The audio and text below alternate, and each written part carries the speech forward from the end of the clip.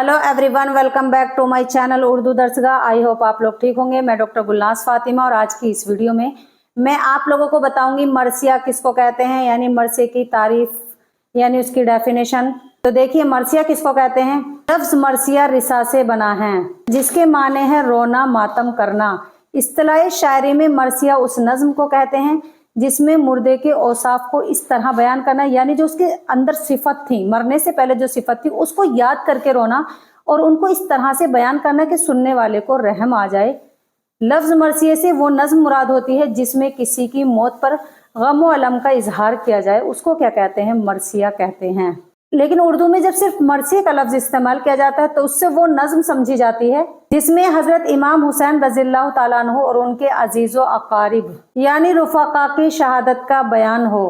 शुहदाए Karbala के अलावा अगर किसी दूसरे शख्स का मरसिया लिखना होता है तो शुरू में यानी स्टार्टिंग में लिखते वक्त उसकी वजाहत करना लाजमी है, यानी उसकी वजाहत करना जरूरी है।